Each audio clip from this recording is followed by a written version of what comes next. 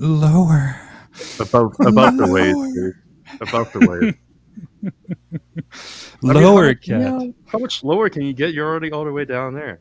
I don't know. Start digging a hole. I know, right? For the Tesla candle to drop into. Yeah. Lower. Everyone's Well, like, welcome back. "Oh." Yep, welcome I don't back. know how much lower you can get. Anyway, yeah, okay. Yes, welcome back, everybody. We're just talking about each other, spotty. Yeah, we're totally wasting valuable planning time before the show, not planning for the show. But yes, we're here to talk about the market now, and we're definitely are. going to talk about Tesla at some point because it's fun when people get into degen mode and get calls on margin, and it's anyway. Yeah, Oh, let's yes. talk. We'll talk about Tesla for sure. We'll talk about the indexes. We'll talk about Bitcoin. I think those are some pretty good agenda there. And we're gonna have the great Matt be here to take us off and go for it. Yeah, so I think out of all the indices, I like the IWM the most because it's really the only one that's kind of at a support. It's basically, it flipped the weekly conversion line and baseline to a support again, and it's just battling the 786. So it has the potential to close above all three of these on Friday. So I do like that, but doesn't mean it's just going to blast off. No, maybe not. It might just start to just go sideways, get closer to the cloud or whatever. But everything else is kind of at a resistance, like the QQQ still basically near resistance up here. You know, it can't break into all-time highs. SPY still closer to resistance than it is support. So if you were to ask me, I prefer the IWM out of all of them since it's the closest to a support zone. So maybe that smells like a rotation to me. What do you think, Kat?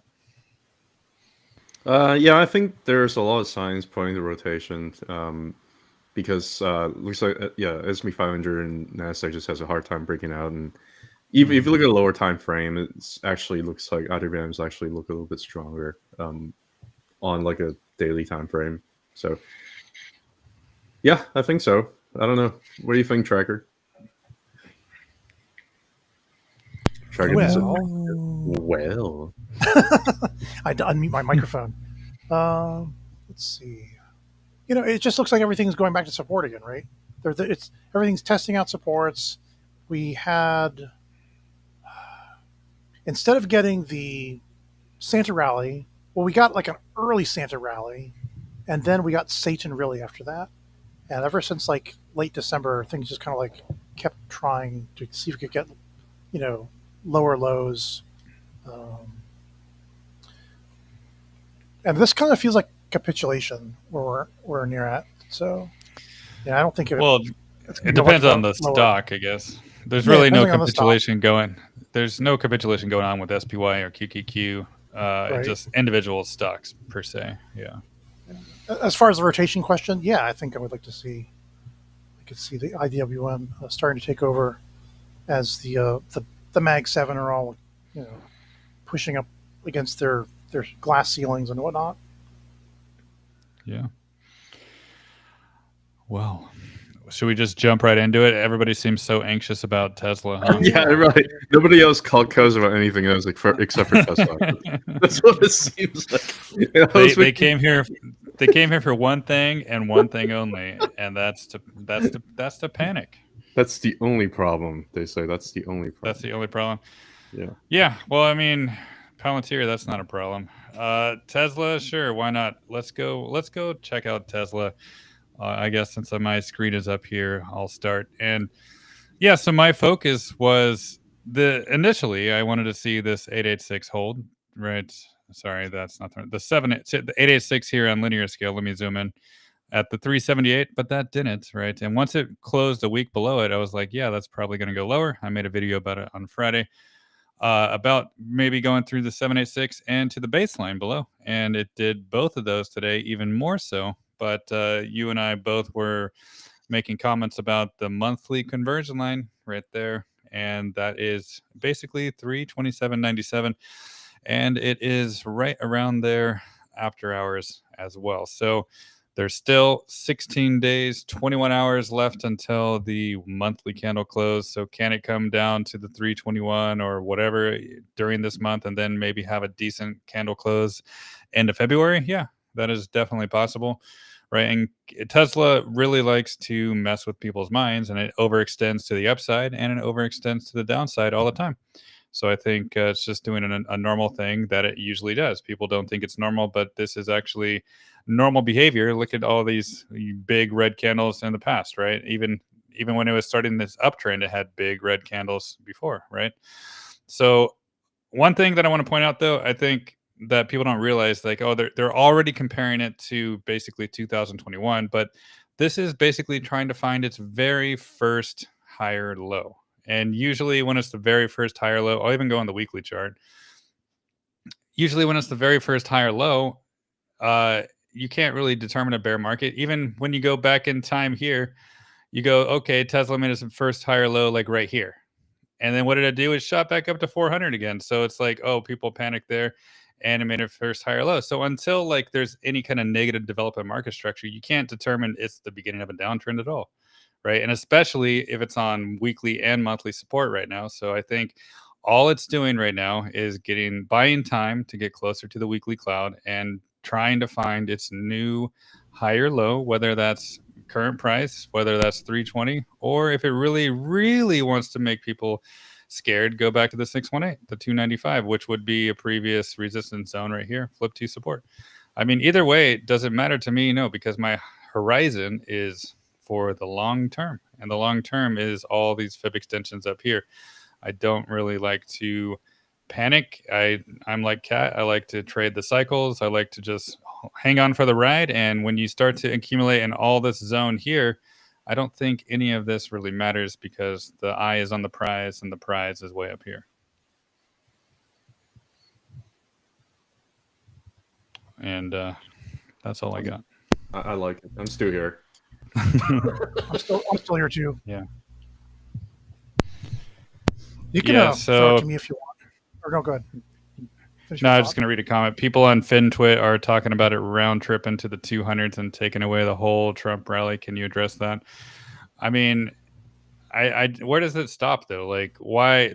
I always talk about, every time we go on live, I always talk about one level at a time. And if it breaks on the next level, then we'll address the next level. But in the meantime, this is still the development of a bullish market structure. So I'm not going to assume it's going to like negative 500 just yet, because where does it stop? Oh, it's going to go here. Oh, no, it's 295. Oh, no, 258. Oh, no, it's going back to the 220s. Oh, no. Like, you can just you can play that game forever and ever and ever. And where does it stop? So trading is like an algorithm. It's an if-then statement, and that's what people don't realize. If this happens, then we'll do this. If this happens, then we'll do this, right? So if something breaks further, then we'll readdress it later. But until then, it has a very, very, very strong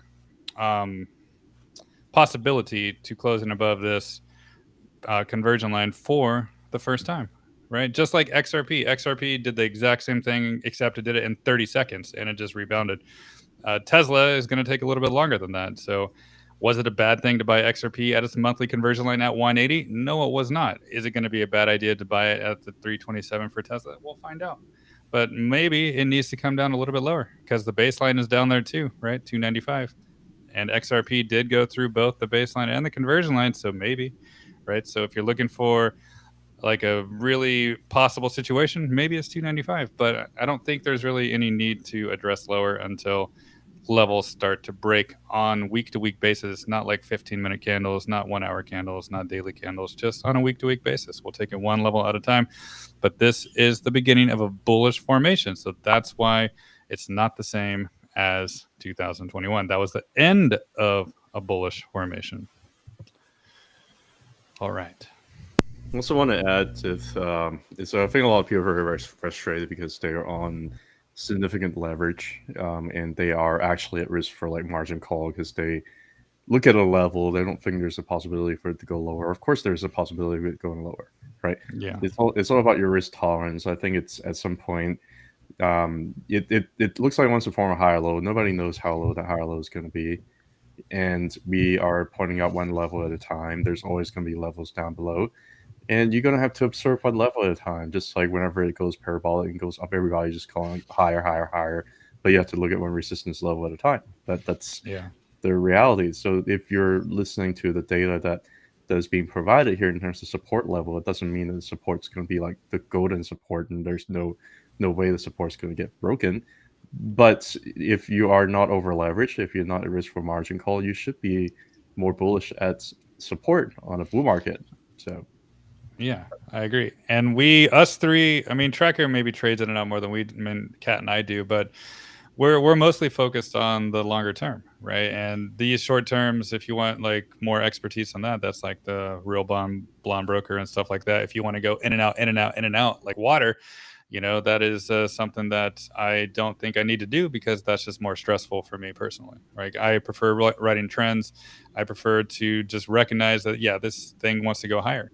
But kind of like right now, it feels like maybe back in August of 2024, or maybe even back during the earnings of April of 2024, where things were going below levels a lot. And they're like, oh, no, it's all over. But then the month closed fine, right? And here it went lower a lot, and then the month closed fine. So I think what we are going to look at is, yeah, it can go lower during this month, but I think the month is going to close fine. That's what I think. yeah, you can even wick underneath that conversion line. I think it's going to be fine too. If you want to zoom over to my chart here real quick, because I have something related to that to say. This is so on the left right here is Tesla, where we're at right now. This is the Ichimoku cloud. That was the conversion line that Matt was talking about. And on the right over here is Palantir.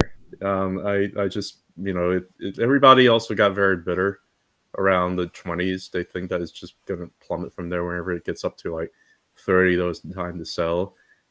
We've kind of gone through very similar motions, actually. I think a lot of people just forget. And the reality is that on a bullish scenario, it can, because this is really forming higher highs and higher lows. I don't think there's any like disputing for that. It could be a little bit overextended. It could last sideways for a little bit longer. It could even go down a little bit further. All of those are possibility, right? But look at the scenario where it can happen is that it just basically broke through, had a bullish cross of the Tenkan and Kijun conversion baseline over here in October 2024, right? Very similar to Palantir where it had a bullish cross over here. When it's down here, it basically backtests both the conversion base over here and just bounced right off, right? Went a little bit way too far overextended. So what is it doing? It's trying to find some support because things just can't go parabolic without taking a break. This is actually very healthy, right? What happened over here after the bullish cross? Well, you have a big giant move up, right? A little bit way too far, way too fast. What happened after that? Well, it spent 3 months going sideways. Actually, 4 months going sideways. Really got a lot of people really, really bitter. All it did is just come back and back test the conversion line. It found some really good support here, conversion line, and then it just moved from there, right? I'll give you another example here that I think a lot of people have already forgotten because we passed through it, but I remember, and this didn't really happen that long ago. That was just happening just a few months ago. Hims and hers, same thing, bullish cross. Over here, July 2023, broke through the conversion baseline, right? Claimed that from resistance back into support. Back tested 10 get over here or conversion over here, just went way up, right? Over here, it also got way too far overextended, right? Kind of like what we're doing right now. We are very much overextended like we're over there. What did it do? You have to think about the possibility it could actually punch all the way down to the baseline down here. And even if it punches all the way down to the baseline, that's still a higher low. And if you form a higher low, it's just all you need to find is just some kind of strong support. And next thing you know, it's just moving from there, right? So if you're basically like over leveraged, or if you're like at risk for margin call at the early stages of a downtrend, and you miss the opportunity to make this rally, and that's exactly what the market makers want to make you do. Because when things get really good, they get really good, and things get really bad, it can really shake you out, right? So I mean, like, honestly, Tesla can go all the way down to 300 or 295. I don't care. It's a bullish chart. And the reason why I don't care is because I'm in all shares. I don't really care. It could potentially, like, think about what Hims and hers did over here, right? It was like 14, 15 bucks. Whereas price right now, a few months later, is all the way down 45, right? I mean, I just think that the structure is still very, very bullish. You just have to take into anticipation that it could go down more. It can always go down more, but And if you're over leveraged, I don't know what to tell you. Like, that's not what we're here to tell you to do. We're just here to show you what we're seeing. But I think at some point you have to make some personal decisions in terms of what to do, right? The lower it goes, the better the risk reward ratio is going to be, right? So if we're talking about 350, yeah, we're hoping 350 would hold, but if it doesn't, it comes back down here. That's why I didn't really buy that much at 350. I only bought a few shares. I bought more shares here today. If it goes down to 300, I think I'm going to try to sell some other things and trying to rotate into Tesla here a little bit, just because I see a potential. That's all. Anyway, yeah, pass on to let's see what Tracker has to say. I don't know, you guys. Yeah, Tracker, on to you. Switch on over to me here. Yeah. So this might look familiar. This is a screenshot of what Kat was just talking about, and I was thinking to myself, it kind of looks like a magical bullish W right here. And then the last thing the W does is it drops down before it wicks up like that. Same thing. Double. And it drops down a little bit and then just starts to go up. Yeah, and that's just so it's just weird. That. It's weird to me, like this happens to almost every stock or crypto for that matter in existence, but when it happens to Tesla, it's the end of the world. It doesn't make any sense to me at all. So, well, I guess Tesla, it's a lightning rod. The whole reason I decided to be the Tesla tracker because I wanted to pick, something that everyone cared about, and everyone's got an opinion on Tesla, whether it be good or bad. So I don't know. I think that was a wise choice for trying to find a good lightning rod for where, I wanted to see get a lot of engagement on X here. And yeah, people really care about the stock. I love the company. I love Elon Musk. As frustrating as the stock is at times, I do like to follow it. It's fun. The rest of the time. This is I drew this last night while my son was exercising. There's this child program for at a gym locally. I did this on my phone. This is just a 90-week long short-term Gann chart that starts with the 130.80 low, that low that I called way back when. And it looks like, here, wait, let me just delete these for a second. This was for another point that I was going to tell you next after this. It's got some really good symmetry here. It looks like price tried to follow this line, dot line, that line, that line, that line. It finally kind of like fell under this Gann fan line, this angle as resistance to this one, decided to follow this one.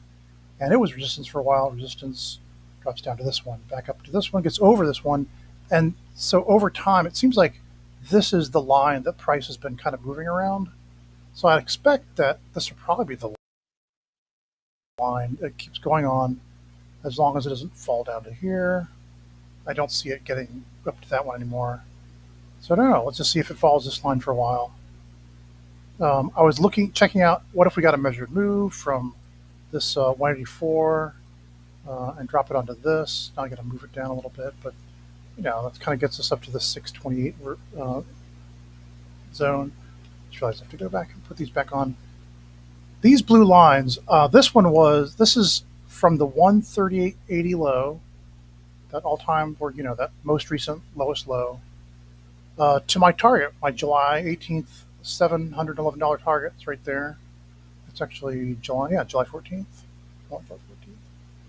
So the upper band of, it could still be the upper band of possibility if Tesla starts to do some more crazy stuff and ends up doing like that, which is kind of what I'm looking for. And then I should just draw these different colors. Let's make this one the black one. And then so now this black line sort of represents the way that Tesla price sound. So maybe it'll, maybe we are at a low here and it'll oscillate back around the black line. And the oscillation is kind of what I was seeing when I was talking about getting to 711 by July 18th. And again, it's just simply, it's like from February 2021, into the 2022 and hit this all-time high. This is just a linear chart. This isn't even a logarithmic chart. This is just simply a linear chart. And this is the price action that we've seen Tesla do so far. And, you know, as you can see, prices keep going up as it goes to the right. So this is why we keep talking about being a bullish chart. You know, it's not, it feels bearish if you bought anywhere over $450. Feels bearish if you bought $400 now, right? But it's not. Overall, this chart is bullish. And I think, you know, if this chart holds true, hoping it would stop right here at this Gann horizontal line. It kind of went down below it, and it did touch this. It closed the day kind of right on this arc. So let's see if we can stay on top of this arc in the following days. If not, here again, I was talking about on the monthly Ichimoku chart. Here's the monthly conversion line, which we stopped right at today with a little wick down below. And here's the monthly baseline down here at 296. And that baseline is going to stay the same until we get a new higher high or lower low somewhere over, what, 9 periods? No, it's longer. Look back for Baseline is 26. 26 periods for the baseline. Yeah, 26 periods. So, you know, it's not going to move for a while. But, you know, all right, that's it. That's pretty much, oh, I did a, let me go back to the weekly chart. I've got a visible range volume profile populating on the right here that if we just go back to the 130.80 low, control, where the most shares traded,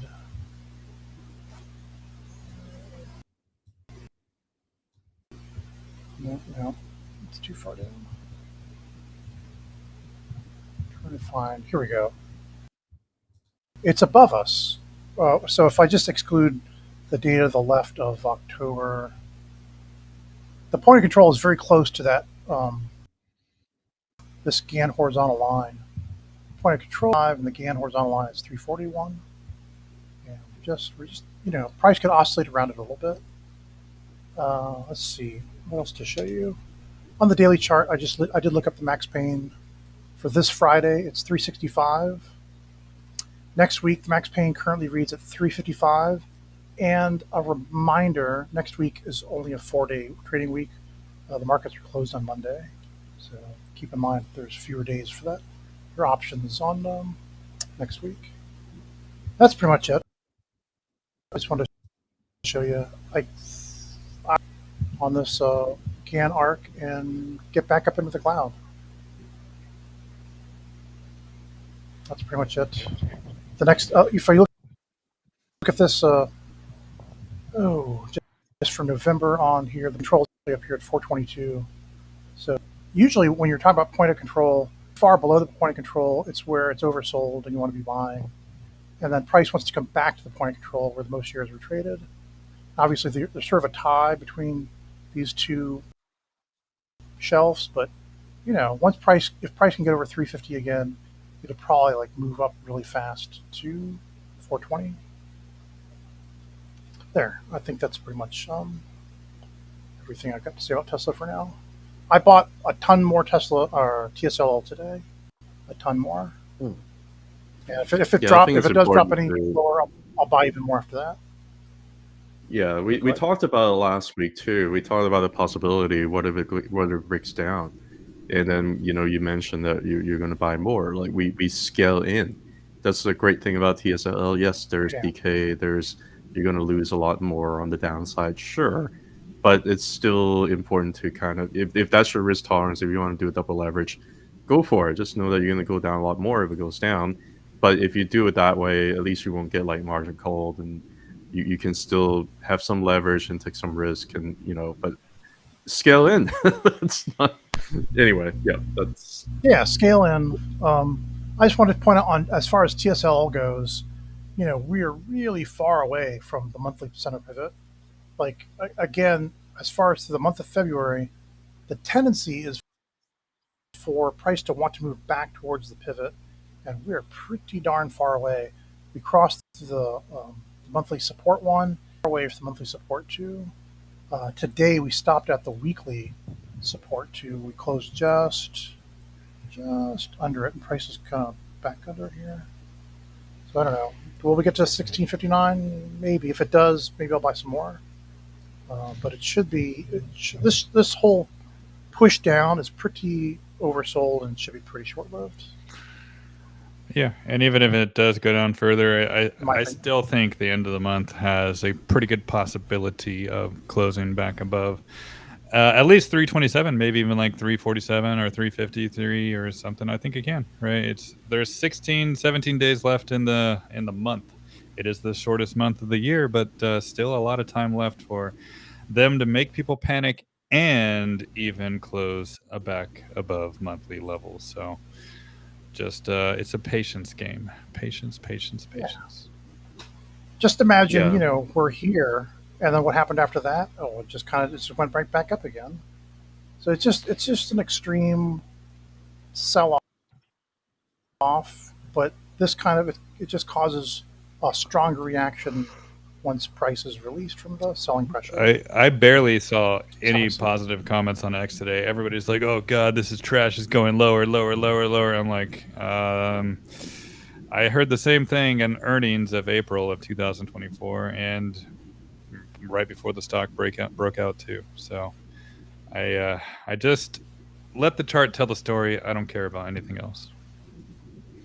Yeah, but then there's a bunch of people Yeah, and talking I about the said narratives today, too. Like they don't see what the next catalyst is for Tesla. They just don't see it going much higher. And like, what the hell are you But, talking about? Anyway, yeah, go ahead. but then they're also talking about like just 30 days ago they were like, yeah, it's still going to 1 million or whatever. It's like, and then all of a sudden it's going to go to 100 again.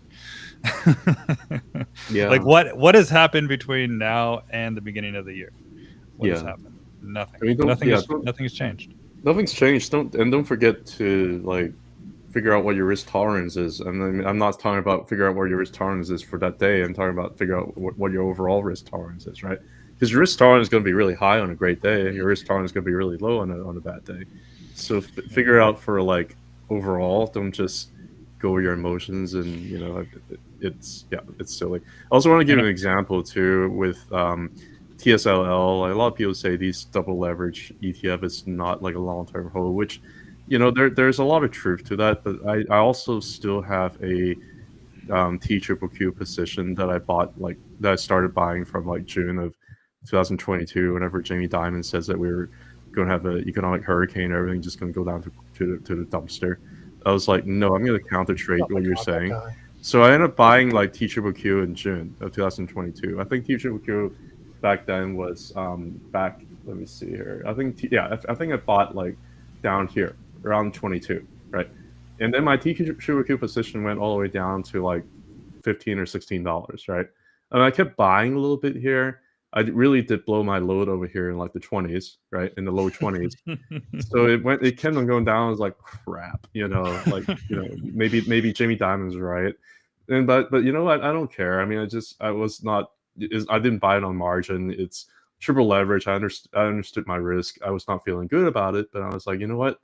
I think that we're actually showing some behavior. I think we might be decelerating here in downtrend. I mean, I did like some charting, right, but I did see some signs. I think we're decelerating to the downtrend, and next thing you know, I still hold on to it.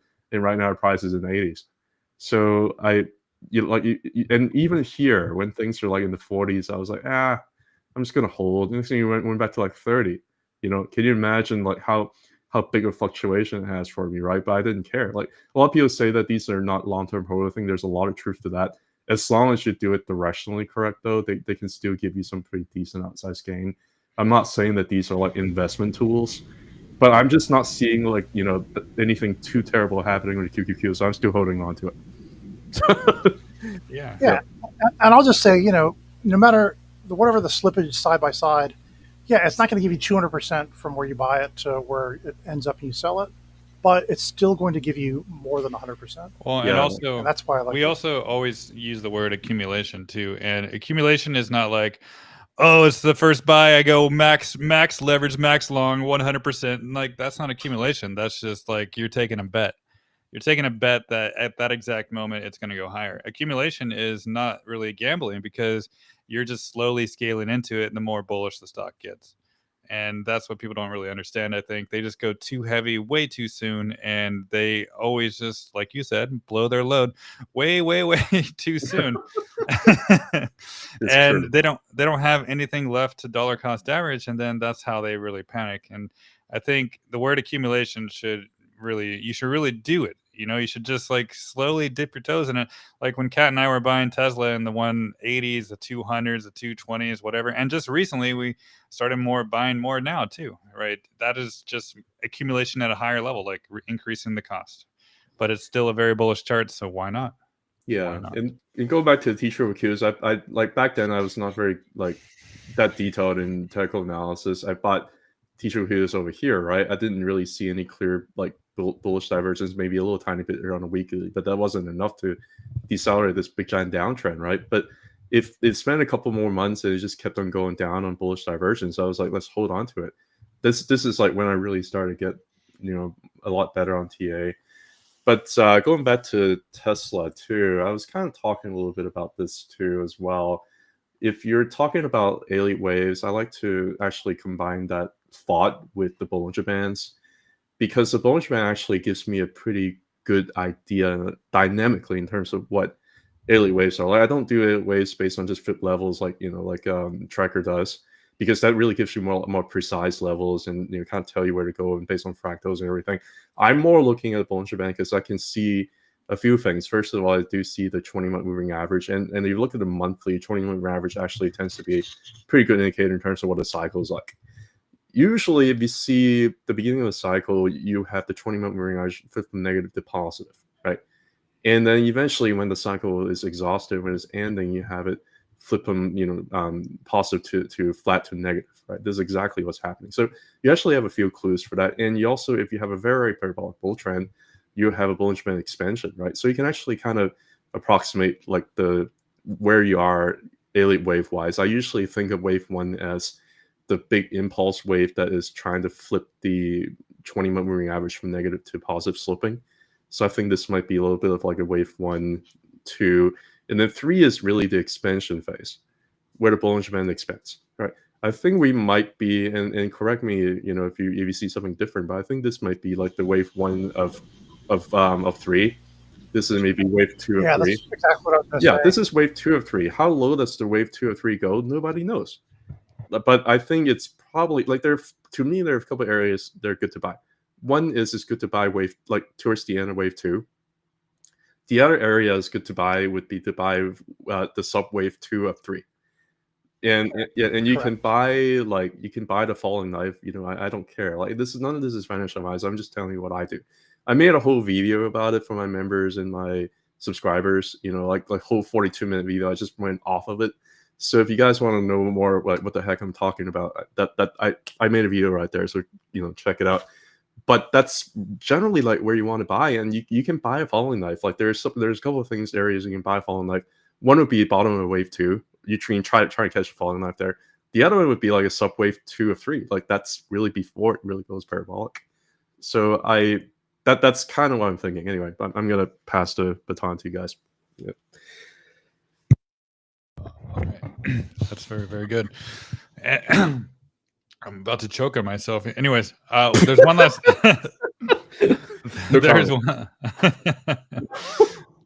There's one last thing I wanted to show with Tesla, just to show you how normal this retrace is. So I want to just do some comparisons here before we move on to other charts. And the first one is, just see how normal this conversion line is. If we go to MicroStrategy here for the monthly chart, you can see it's battling that conversion line right now, right? It's trying to stay above it. I can just take this off. It's trying to stay above it, and it's basically did not even go to the baseline still. So this is kind of proof that it doesn't always have to go immediately to the baseline, right? It just is basically trying to continue to stay above this 322, and the month is still young. It still has the opportunity to close above. So, and then we can go to Coinbase here.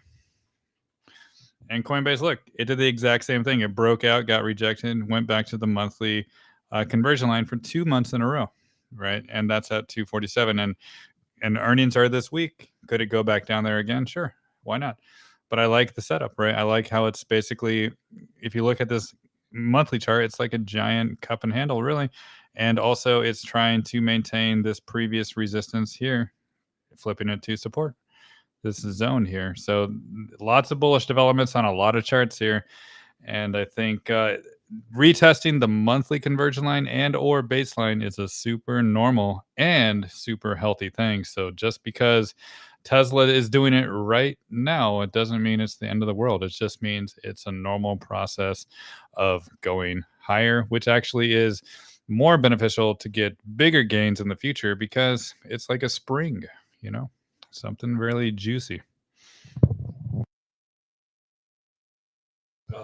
Right? Right, Kat? Yeah? Yeah, spring, something juicy, yes. I heard you. It's quite cheap. I concur, I guess. I don't know, but yeah.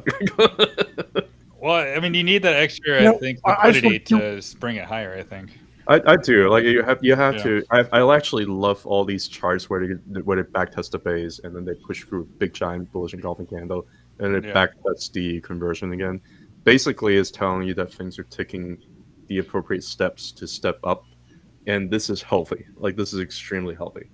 So anybody who's like scared when things are testing support and support may not hold and there's nothing really get scared about it, just have a plan, right? Yep. but anyway, it actually looks extremely healthy to me. So. Agreed. But yeah, we always hope, I guess, it's not going to go that low just for the sake of everybody else. But we can't control the price action. We just have to play it by what we see and just relay the information the charts tell us. And if it wants to go lower first before higher, then so be it. That's part of the normal process. Yeah. Hey, I drew that chart that Kat was just talking about with Elliott waves. If you pull me up. So here's Tesla, pretty clean chart, and I just took, I did my wave start right here off of this 2337. It was like this last little red candle with the little wick down. So from 2337 to 414.50 to 101.81. So here's your large degree wave 1, wave 2, and now you're on wave 3, sub 1, sub 2. This is all of wave 3. This might be like sub 3, sub 4, all of wave 3. And these patterns tend to either go to the 123.6 or the 1382. Now, usually I would have liked to have seen this go to 764, 382, 1382. Well, obviously we didn't get that. But what we did get was something that's kind of like 50%, 11.6 or 11.4, 100%, which sometimes it means it goes to the 50%, which would, I don't want to see that, but maybe that's 297. But either way, it could stop here and just go to the 123.6 next. So if it only goes to 123.6, then the support after that's the 76.4, take us back to 400 again. Oh my God, people will be, if you think this felt bad, that's going to feel worse. And then wave 5 takes us to 223.6 at $976. So this is that exact sort of the Elliott wave predictions that I'd be making off of, if I just did this chart, just off of these prices, and maybe because it did 100%, 52.3, maybe actually is going to go to the 1382, and then it does come back to the 100%. And I like that a lot better. And then it ends up at the 2382, which is 1,033. And I've shown you these numbers before. I've done this chart a bunch of times. But here it is again, just one last time. If you want to see it, I think I could do this. And yep, 764. And it changes all the, now I just have the ones highlighted in blue with the salient fib levels. So I don't know. This is how I see Tesla. When I think of Tesla and think about charting it and think about where I want to spend my money, this is why I buy TSLL down here, because I'm looking forward to this price up here. And that I could sell my TSLL, go TSLZ for the wave 4, and then go back to TSLL for all this. And once it gets to 1,000, then maybe I'll just let it to ABC down by Tesla and then stop trading and just leave it alone the next cycle. All right, that's it. That's all I wanted to say about Tesla now. Nice. This is what I think of Tesla. Yeah. Very, very good. All right. What's next on the menu, guys? What other charts are people fearful of? You're addressing. Let's talk about Bitcoin and Yeah. Coinbase and MicroStrategy. Yeah. Okay. Yeah. Let's go to. Yeah, I'll just go to my Bitcoin chart, and there's nothing to tell. It's stuck in a range. I think this illustrates how perfect of a range it has been since what do you see here? November of 2018. It's just been in between the 91 and the 102, 103 with some wicks above and wicks below. But on the monthly chart, Cat, I don't know. It has not even gotten close to the conversion line. Uh-oh. Should we worry about this 79,467 down here? Should we? Uh-oh. This is scary, right? Yeah. Yeah, you can. I mean, you can get scared, but the other charts are not really suggesting that. Anyway, yeah. I think it's just proving how stable Bitcoin really is in comparison. That's what it's really proven. I think it just wants to go sideways and then gravitate towards your next arc up there. Yeah, I think that's what it's probably going to do. But it could just be buying time to get closer to this weekly cloud over here. When that could be what March, April, whatever, before it really wants to go higher. So, but yeah, there's really no developments. It's just literally stuck, and altcoins seem stuck too. Everything just seems stuck. A lot of things in stocks are stuck too. So I think it's just waiting. It's a waiting game right now. Yeah, I think a lot of people are waiting to put money where they want to put in. A lot of people just kind of shuffling their pieces around, which is why some stocks would just go up a lot, and then some would just like plummet. Everybody's like, "What the heck? Like, what kind of market is this?" I think is an individual stock market rather than like an overall, just everything up kind of thing. Like that's what it's feeling right now. Things might change. I think once things get figured out and once like the liquidity is starting to flow the right direction, which is probably going to be up. Made a whole video with Charting Guy last week, this past weekend, talking about global liquidity. I think it's going to go up. So if you haven't watched that, please feel free to do that. And if global liquidity is going to go up, then I think things would just go up along with it. That's what things are kind of setting up to be. So yeah. Unless you buy Celsius or something, I don't know. Then or Nike. Yeah. Then I don't know. Like there's no certainty. That's what I'm saying. Is like it's individual stocks. Even those stocks, I think, will turn around at some point. They're just going to be dead money for a while. Yeah. But I think they're getting accumulated behind the scene. I have no doubt about it. It's just going to be a slow process, which is not going to be fast enough for y'all retail. That's for sure. They YOLO buy immediately at one price with no money left over. Yeah, like just blow all your load on one thing.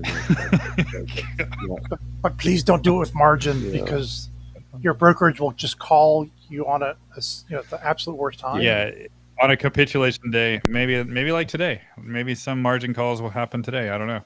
It seemed like a pretty vicious day for Tesla, so perhaps that did happen. The thing is happening is some of our followers, based on the comments, is unfortunate. But everybody lose money. Like I lost money, Matt lost money, Trucker lost money. Like it's tuition. I didn't lose money. I made money. Well, I mean, not this week, not last week, not the week before. I'm talking about like years ago. Okay. Yeah. Oh, like overall, yeah. We've all lost. It's a tuition. It's tuition. You like CONL, right? Yeah, like CONL. Like you gotta pay the tuition to have the intuition. Like that's But it is the learning experience, because once you do mistakes enough, you eventually, hopefully, you learn that you can't do it the same way, right? Yeah. And I like so many. There's two kinds of chart requests I get in my Patreon all the time. One, that's a falling knife, or two, it already broke out massively. I don't really get anything in between, and that just goes to show you that people like to bottom fish and people like to chase, right? So They don't like to just wait and watch and buy on the way down. They don't like to accumulate. This is not really the retail mentality, accumulation. It's all about buy now or nothing. And Yeah. I think that mentality is not good, right? And if you want to learn to be like an in and out trader, that takes years of experience, and that's very, very stressful compared to just enjoying the ride, right? If you can handle that stress, then all more power to you. But for me, I rather just enjoy the ride. You know, more free time to do other things. Yeah, I can show a Coinbase chart here real quick since we kind of talked a little bit about that. I wanted to show the same fractal that I showed for Tesla. So instead of Tesla, this is Coin here on the left. This is hims and hers on the right. And you can see that they're basically going for the same thing in a bullish Tenkan cross or conversion base cross. And they basically push through and back tested the base here, push through again, back test the conversion, right? All these are stepwise move up that happen here very, very similarly in the same manner here before hims and hers just keeps on going parabolic up, right?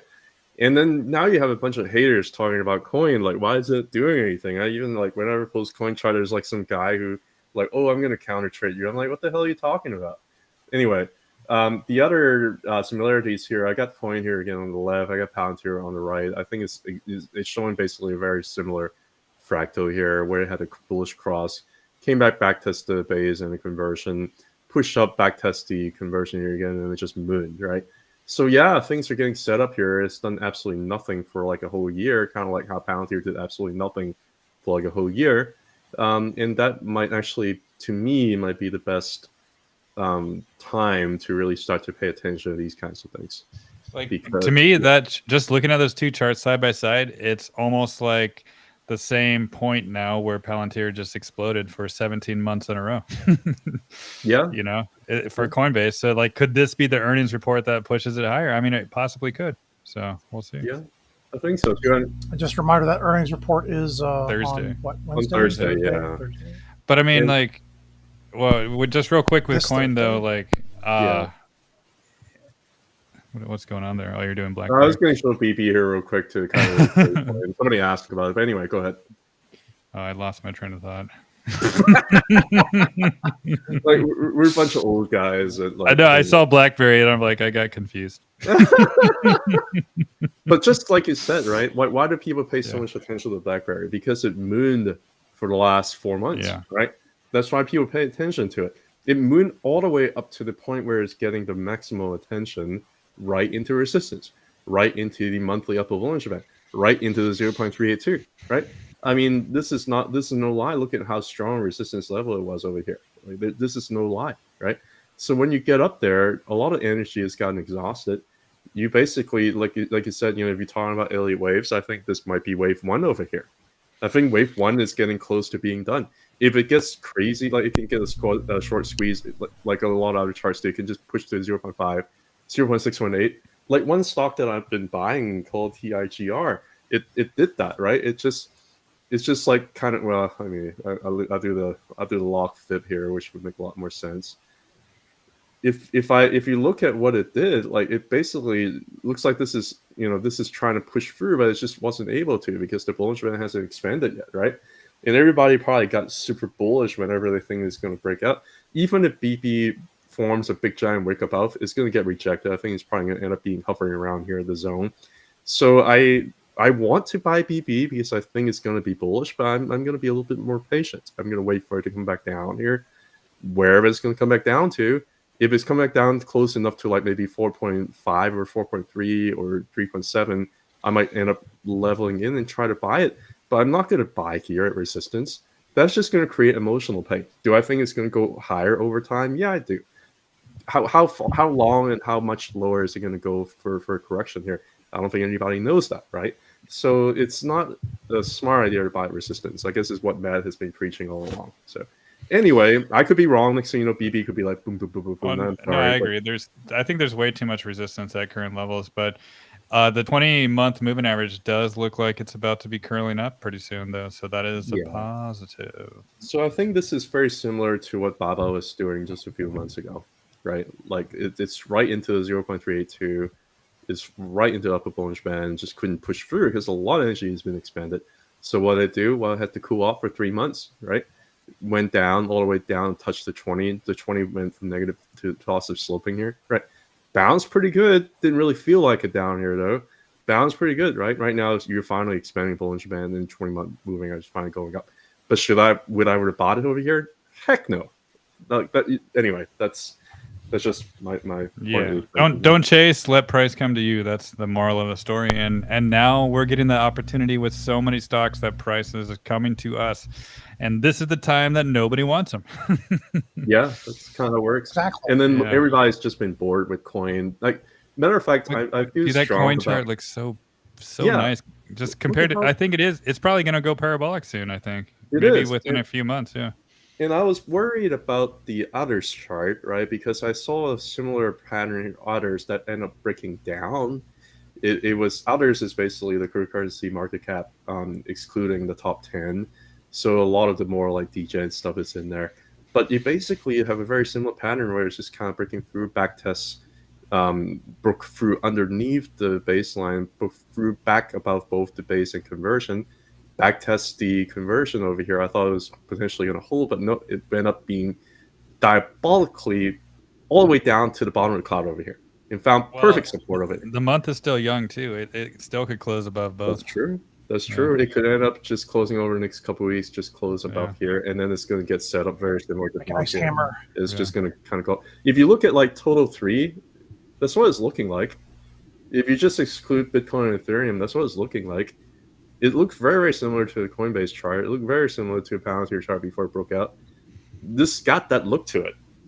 So it's higher high, higher low. This is a whole handle over here that broke out. And this is a back test of this, whatever cup and handle breakout, or whatever you call it. This is a very bullish structure. So to me, I really don't see any reason to be too frustrated about altcoins. I know that people are frustrated because whenever Bitcoin takes a sneeze and altcoin just kind of plummets, but it's okay. It just gives you more chance to accumulate potentially, right? Imagine wave wise, this could be wave 1 over here. This is wave 2, right? And then this is wave 1 or 3, and this is maybe wave, Yeah, wave 3 sub 1. And wave 3 of 3 is supposed to be the strongest one overall. Yeah, wave 3 sub 1 over here, wave 3 sub 2 over here. Nobody knows how bad it was going to get, but it looks like it really was capitulating a lot of people out of it, right? This is how wave 3 sub 2, this is how wave 3 sub 2 is supposed to be feeling like. It's supposed to make you flip out and get you demoralized before something big happens.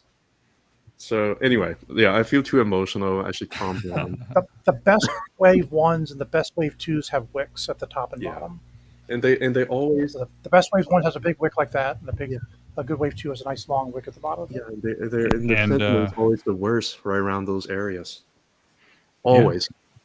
Yeah. And everybody's they're ready to give up pretty soon. I think they're already giving up on Tesla, but I think they're going to give up on crypto soon too. But apparently, like Fat Chin says, my thoughts are like farts in the wind. but why? Why are you giving up? Like, come on! Like, I don't understand. I don't understand unless we over leverage. The time when everyone else says to give up is the time when you want to be buying. Higher high, higher low. Like, I mean, higher low can go all the way down to 300, and I'm still going to be bullish on this chart. Like that's anyway, or even 290s. Even 290s. I'm still going to be bullish on this chart. And then and the next thing, if you don't want to hear from us, we can disappear. It's fine. It doesn't matter. I'm gonna keep talking with a loud mouth right now because it's fun. It's fun. You guys are making it fun. Yeah, but also this is like the kind of volatility we look forward to because accumulating this kind of panic is actually really profitable if you guys have not done it before, because this is how you make wealth. You make wealth with volatility. Think of it. If a stock just does nothing, it goes up a little, goes down a little, then you're not going to make much. But if it goes up a lot, down a lot, then you have the potential to make a lot more. So you need the volatility to create wealth. And that's what Tesla generates. So that's why people should love Tesla and not hate it. Yeah. Yeah. Yes. Otherwise, everything's like Disney stock. It was like $100 for 10 years. It just went sideways for 10 years. Or Well, Intel has been the same since 1997, Ooh. but it's finally taken off. Quote Ooh. unquote taking off. Ooh, yeah. Anyway, yeah, feel free to take over. I just wanted to kind of share some thoughts on the overall coin and the altcoin market. I think it's going to be fine. So, but yeah, people don't believe us because price went down a lot over the last like week or two, and extremely demoralized right now, which is exactly how you're supposed to feel. Yeah, So, you're supposed to feel terrible, but I mean, we don't feel terrible. I feel great, but I feel even more bullish about like charts. If we're talking about altcoins like XRP, of course, and H bar, yeah, and all those, they look so amazing like right now. And while the whole crypto market is like kind of causing panic, they're holding levels so perfectly, and it's just going to be an amazing setup for when things really get started. yeah, So I beautiful, can't wait. I can't wait. beautiful back test of the conversion base on a Well, monthly. that was in probably like maybe 0.2 seconds. So you had to have a limit order there to buy it.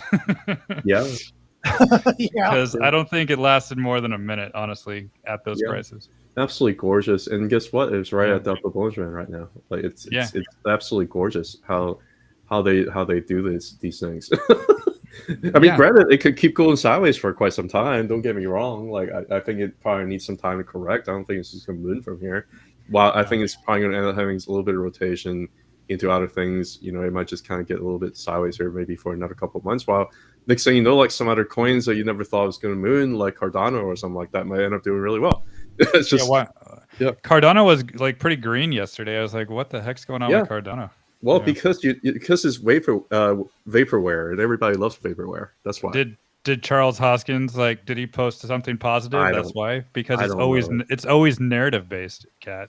I don't know. I mean, like the way he smokes his cigar, like it's not for me. But I have a position in Cardano, not big, but I have it. Yeah, but yeah, like that's the thing. Like Cardano, what does it do? I don't know what it does. Does anybody actually use Cardano? It's just like a research thing. I don't know, but the chart's actually looking pretty decent. Like I can't argue. It's trying to break through the monthly Ichimoku here. It's trying to find support here in the Tengen and Kitchen. If you look at a weekly basically just backtest the weekly Ichimoku almost perfectly at a really good bounce, right? Also, Avagan over here, it looks pretty good to me. I think I drew this. Let me turn off the cloud here. It's got pretty good market symmetry, right? I think we're at a very similar spot over here, inside the arc over here, maybe as we were over here before the breakout from like one arc to another. So it looks like it bounced right off of the bottom of my arc over here, which is very confluent with the bottom of the cloud. Like it looks like it wants to break out.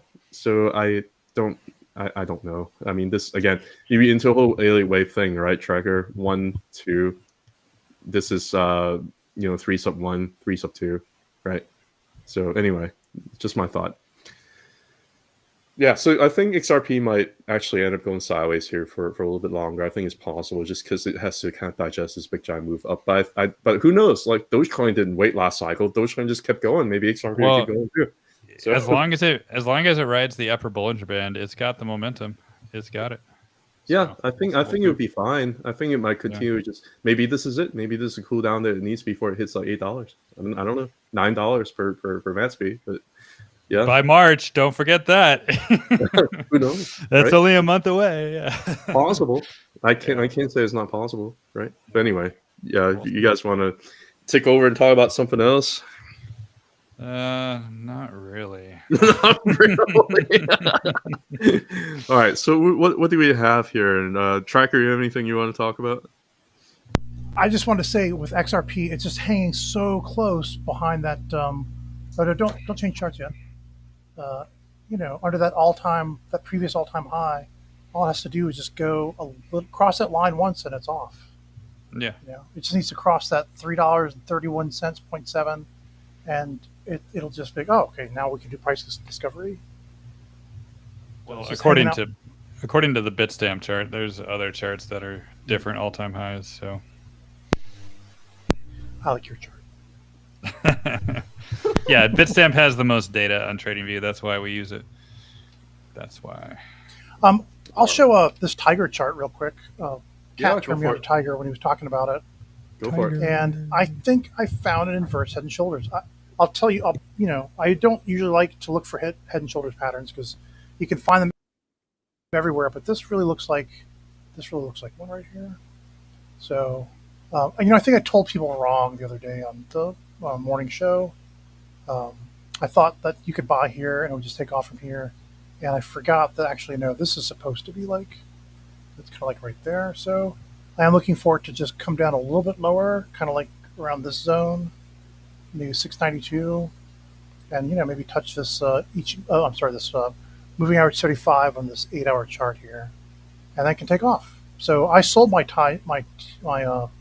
up fintech holdings around 784, and I'm waiting for about 692 to buy it back again, and then look forward to do this 42% move higher.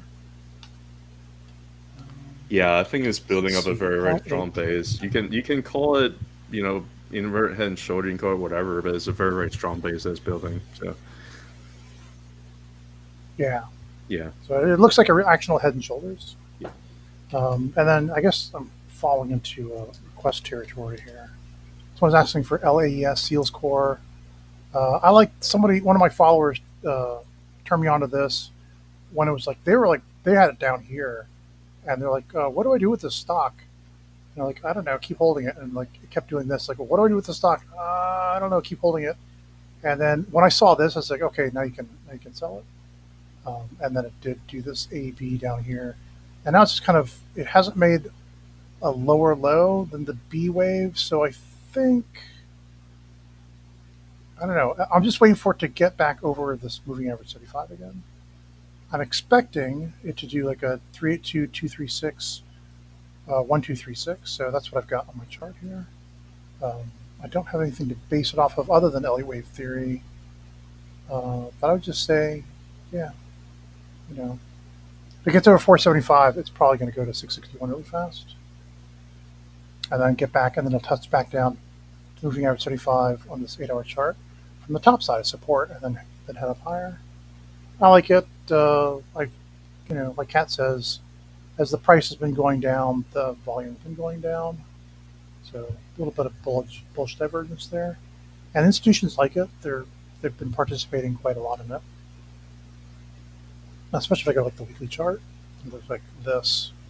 Look at all that. They just went gangbusters for it back here in December.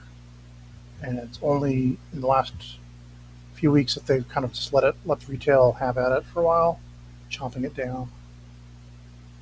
All right, that's my LAES chart for the requester for that. Sweet. Rumble belly. Sweet. Yeah, actually, it does look pretty good. Yes. Well, you want me to do some, lightning round because I'm gonna do a hard stop at 9. Lightning round. Yeah, go. Do it. Yeah. You got your recorder going. Do the thing. It's don't worry about it.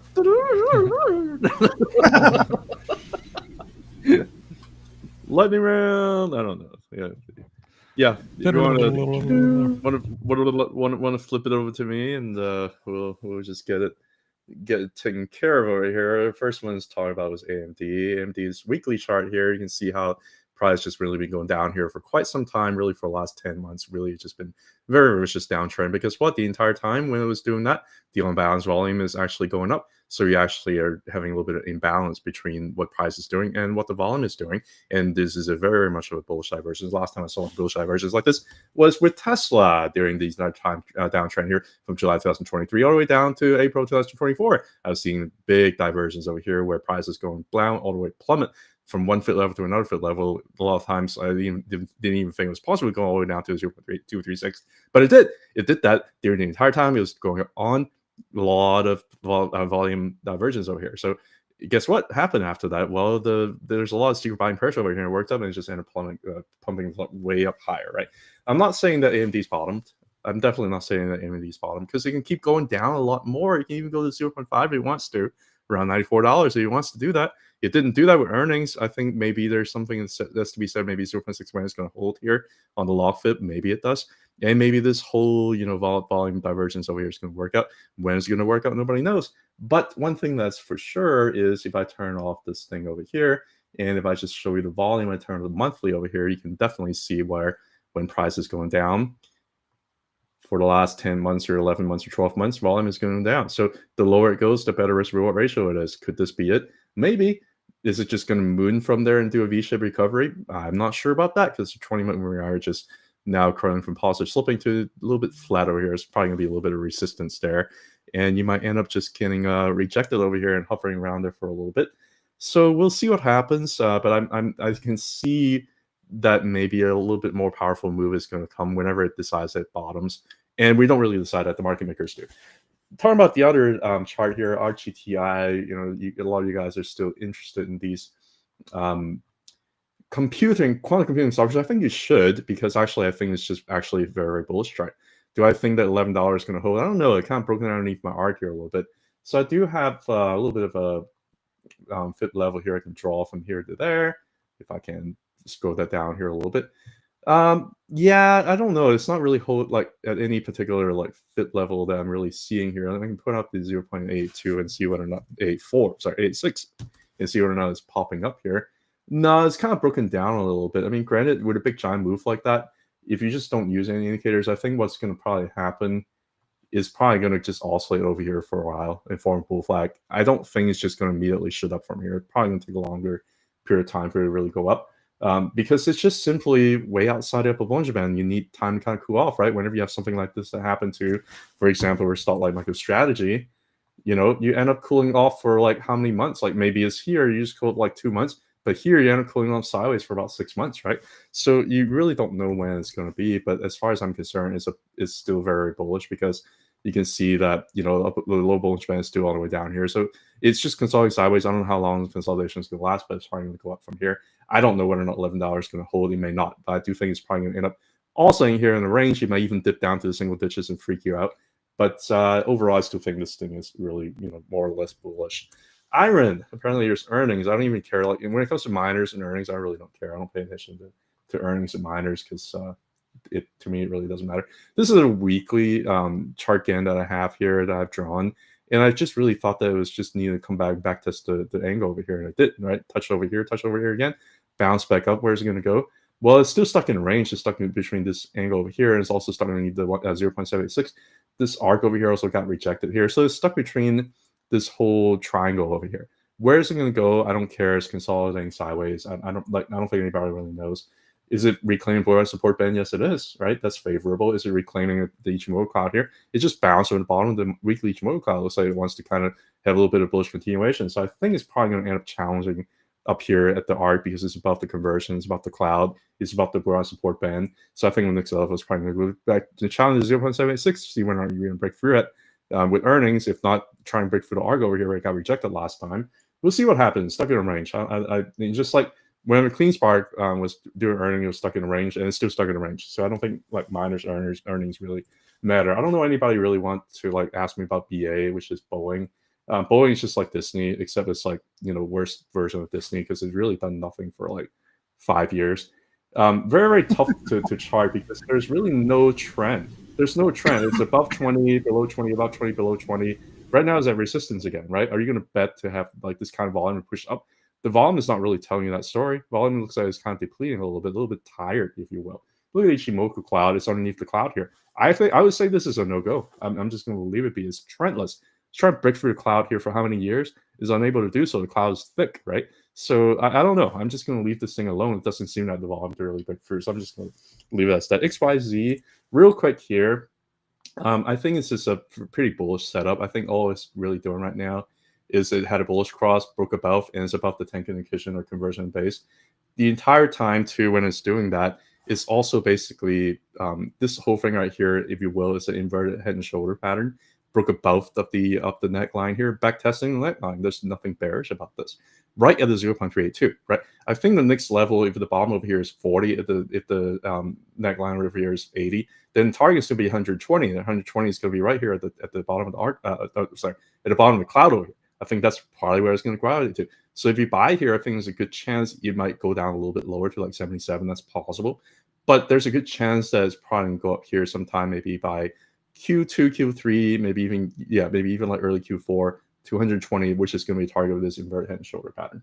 That's what I think about XYZ. PayPal, the entire time when it comes to PayPal, it is still a bullish chart. There's nothing bearish about it. If I just don't pull up again here, because I did that on the weekly, you can see how it's basically doing the same thing, right? Push through the Tenkan Nikkei conversion baseline, got back and tried back test the Tenkan over here, got really close to it. I really thought that it was going to touch like $75 over here. You know why I thought it was going to do that?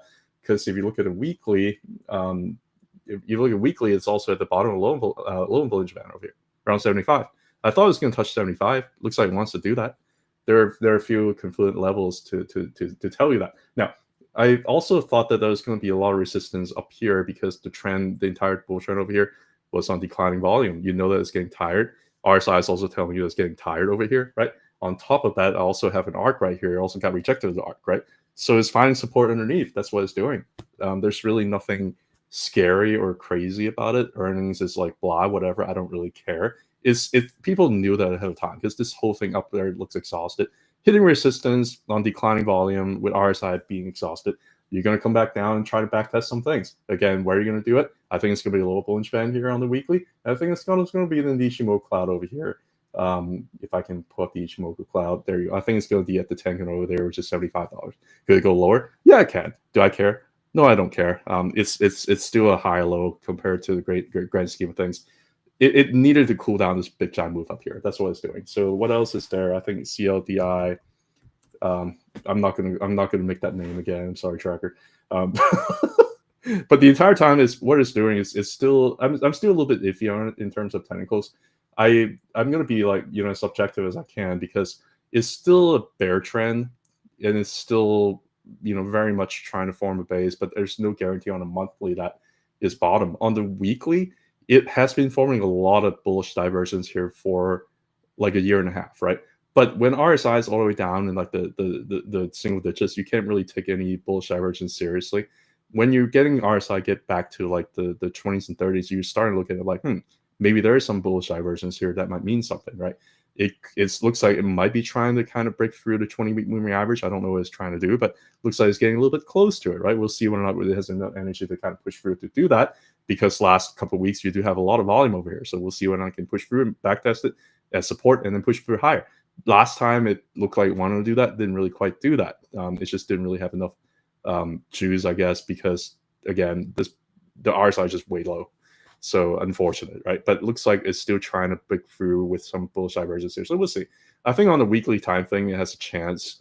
It's doing what it needs to do, but I'm just not necessarily convinced yet. It looks like it's also trying to reclaim the conversion line over here a little bit too, right? But there's some positive development here on the weekly. On the monthly, I'm just not sure if I want to really buy this as an investment and just buy and hold, because even if flip on a weekly, it can go up a lot higher. It can go up like even 20, 30, like 200, 300, 400%.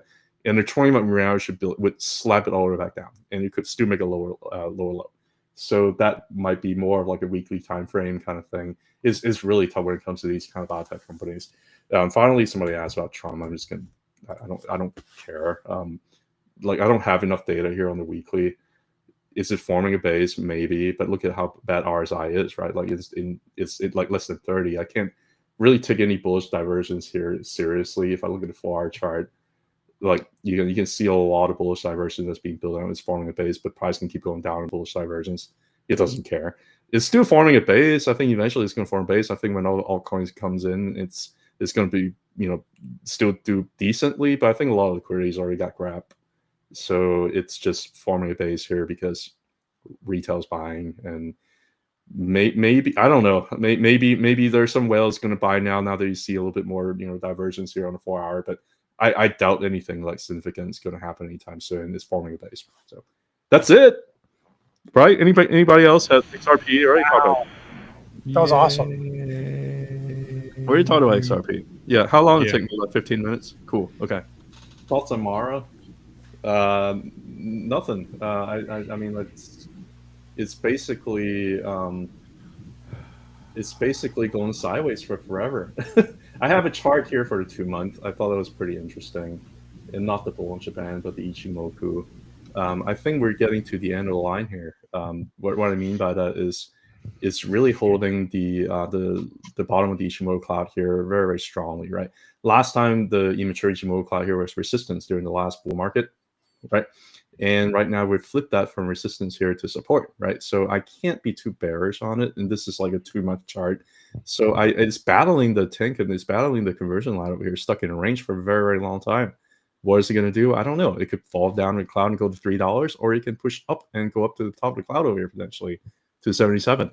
What is it going to do? I don't know. I'm in it because I still think that this is wave 1. This whole thing right here is still wave 2.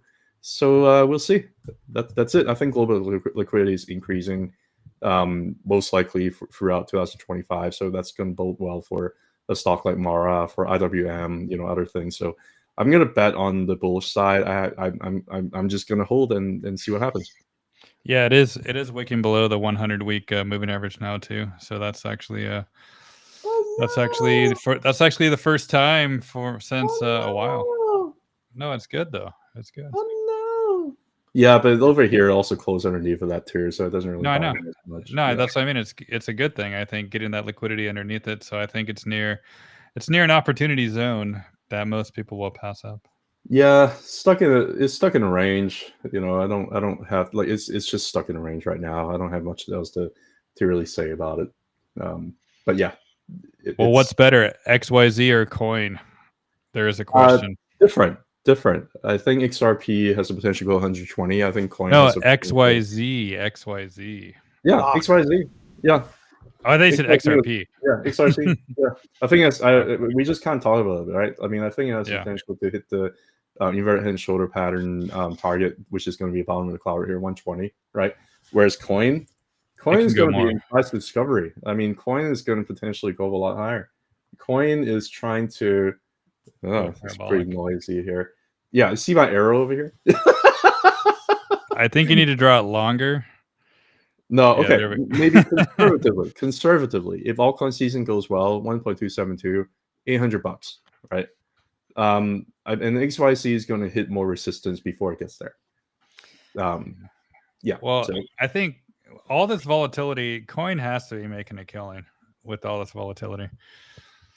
Yeah, I think so too. And a lot of people kind of like forget that the same thing happened with like Robinhood. I don't know why people were just like so dark on Robinhood. Even during like the bear market, I bet they still made a ton from like trading. But anyway, Ethereum is sad. Ethereum is doing what it needs to. It's just keep on back testing the monthly Ichimoku cloud here. It just keeps on back testing the Supichi cloud here. It keeps on back testing if you look at the log, it's 0.382. Look at the look at the linear 0.3. If you look at the log, 0.618. If you look at the log, it's still stuck in the golden pocket. It's this whenever it breaks into the golden pocket, it's just kind of hovering around like 0.618, 0.786, 0.86.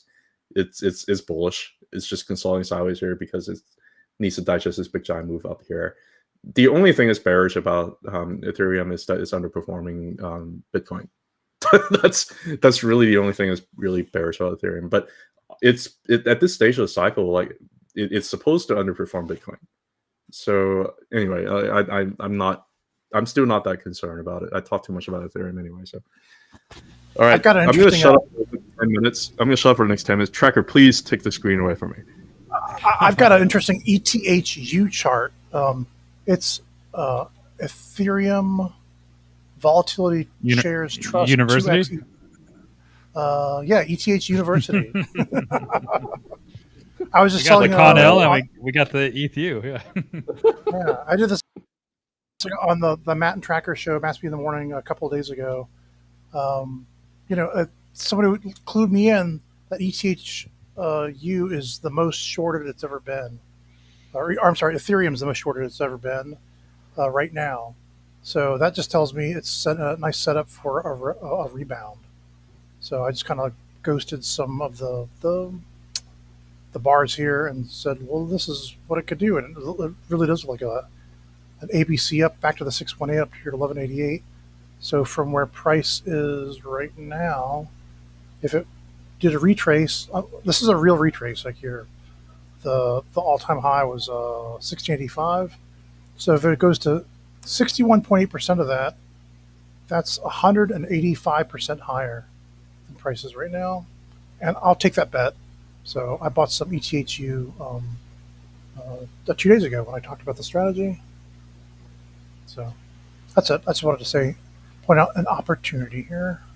Yeah, I wonder if we're going to end up either getting schooled or are we going to end up getting a great reward from this education. So I don't know yet.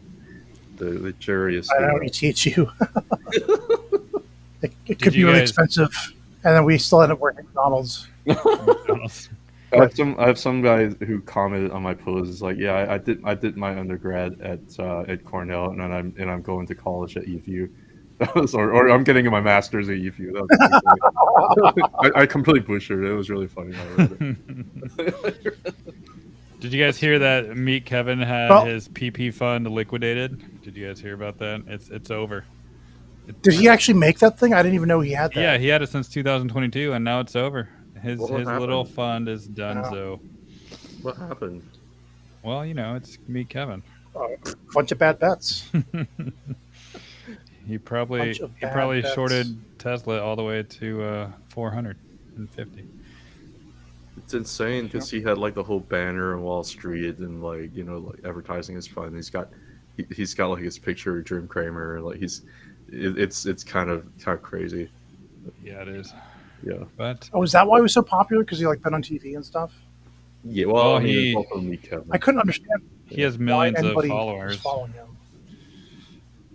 It's because he Yeah, started I out didn't in know where real he got that estate. from. So, but, Yeah. Anyways, we're going off on a tangent here.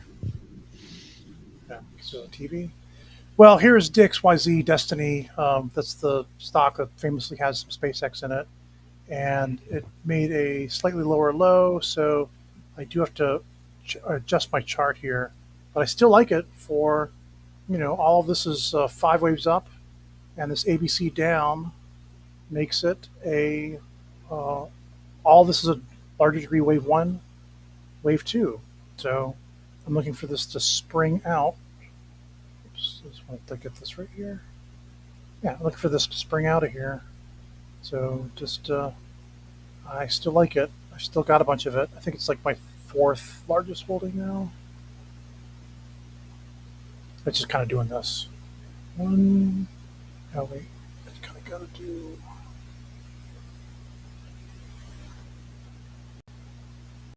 I'm not sure what it's got to do. 1, 2, 3, 4. I could write it down a little bit farther, or here's our weekly Ichimoku baseline right there. It did have a really nice katana right here for a while, so I'm expecting to see this, the way Cat talks about it, have the conversion line and the baseline expand away from each other and just run for a bit. So this one could go to $159, which from where it is right now is a lovely 240% higher to the wave 5 melt up. Even if it just gets to this wave 3 top, that's still 133% higher. Anyway, these are the things that I've got my money in. MSTX, where all of this was wave 1, wave 2, and now it's just kind of going sideways for a little bit, but eventually it should go for at least 615. And I mean, we're talking like double from there from where we are right now.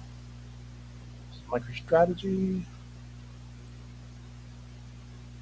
Yeah, that's like 91% where price closed today. Where's mine? That's kind of it. ACHR, this is the one I did publicly to try to get people to join. I kind of made a mistake. I thought this was the wave 3. It turned out it really was the wave 5. But all of this makes a nice wave 1, 2 when it's all said and done. In other words, this was probably like a 1, 2, 3, 4, 5 ABC. Now it's a big 1 and a big 2. So this could take it up to 2368, or is that still 153%? Yeah, about 153% higher where it is now. Yeah, these are my big holdings. MSTX, not MSTR, but DXYZ, ACHR. I've still got GME, even though I bought it at 29, and bought at 29 here. I didn't sell, and now we're down here, but let's give it some more time. It'll be back. And then CONL, I've got a bunch of this. This is my 5th largest holding. And again, it's just a giant wave 1, wave 2. And so my next target for just the wave, all of wave 3 is 136, which gives us, from where price is now, about 250% higher. So these are the kinds of gains I'm looking for, this year. That's it. That's all. I don't want to. It's 8:56. Matt, do you have any Matt or Kat, do you have any final thoughts for the evening? No. If COINL does what I think it's going to do, I think I might be able to afford a lifeboat and we can hang out on there. I would love that. Yeah, Just a Cornell, lifeboat. you can afford a couple years of education there in the future. My lifeboat also has a poop deck, but it's not what you think. Oh no! Or is it what It's actually got poop on yeah, it. or is it what I think? That's not what I was thinking. I'm afraid it's exactly what I'm thinking. Oh, poop deck. Any So last what do you words? think? Minimum target for CONL? Maybe 7 million. I think if you, That- I'm gonna be like super bullish here because a lot of people got really pissed off when I say like Ethereum could hit potentially 30 or 40,000. Oh, yeah, a I lot saw of people get really like pissed off at that. And XRP did the unthinkable. I think it's going to continue to do the unthinkable. I honestly think that a lot of people are underestimating altcoin season, which is great. And if things go crazy, I can see Coinbase itself. Like, I mean, I'm saying, like, again, I'm not saying this is what happened. The thing I'm saying is, if things go crazy, I can see Coinbase potentially hitting 4 figures, right? And maybe 1,000, maybe 2,000. I don't know, right? If it ends up 5 and 10 xing from there, and if COINL with decay, with with all that, I wouldn't say it's going to 2 times that. I would say it maybe like 1.5 times that because you're going to have a lot of volatility. So you can do the math, right? If things go crazy, Oh, wow. if I'm wrong, then then so be it. But I think we can continue to monitor the trend based on the way that Palantir is going right now. I don't think that we're towards the end of the degen stuff. Based on the way that the sentiment is right now, I think we're pretty far away from like needing to get scared. So those are my thoughts. I'm not saying that they're absolute. I'm positioned for them if they happen. If they don't happen, I might have to listen to the market and not be stubborn about it. But so far, I'm not seeing anything to really invalidate my thesis because they're all for the most part making higher highs and higher lows. To the moon. Yeah, it's early days for 2025, and they're just trying to shake that tree and shake everyone out. Hang in there, buy these dips, and I'm pretty sure you're going to be really happy with how this year. And the bottom line is, when I see things correct further than I think they're going to go, and it's actually even a possibility of being more explosive in the future. So that's more exciting, not less exciting. So with that said, I'll end my thoughts with that. XRP. I think XRP. I think, is there going to be a morning show tomorrow, Matt? It's up to you, man. Do you want to do a morning show? Let's do it. We'll do a morning show tomorrow. We'll do it. Yep. We'll take the 8:30 Tesla panic all morning. We'll take it. That's right. We'll take it. Yeah, there's somebody who posted like I know like a flow guy. He's like private account now. I think his name is like Tradable Thesis. Looks like a bunch of calls on Tesla. Yeah, I don't know what that means. I never know what that means, but hey, just saying. What's the strike though? I don't remember. I don't remember. I can show you the stuff later. But yeah. But the interesting thing too, I was looking through, going back to Tesla. I think we're going to end the show. But if you look at the order blocks, like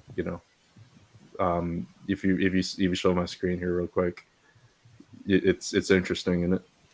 Yeah, but it's all the way down to the low 300s too. So yeah, it could. Possible. Yeah, it could go down. Yeah, it could go down to 300. It's possible, but it's a buying zone for some people. So for people that For most people, it should be a buy-in zone. That's for sure. Well, yeah, But for the majority of people, they will avoid it, and then they'll chase later. Yeah, you know that's not going to be the case. So anyway, Yeah. All right, guys, have fun with you all as always, and Yeah. let's panic about Tesla offline and don't tell anybody about it. Yeah, let's panic, and then we'll wake up in the morning and we'll send each other panicky messages, and then we'll just like panic. Yeah. Yeah. Can you believe that they Oh, actually Henry. bought the stuff that we were saying that Tesla is a bullish chart? Oh shit, we're still live. Oh god. Oh no, we're ruined. All right. With that said, let's Yeah. end the show. Suckers. All right. All right, guys. XRP to the dumpster. Yeah, we'll talk about it later. To the dumpster. Yes. All right, guys. All right, guys. Until next week. Take care. Bye. Good night, everybody. Bye.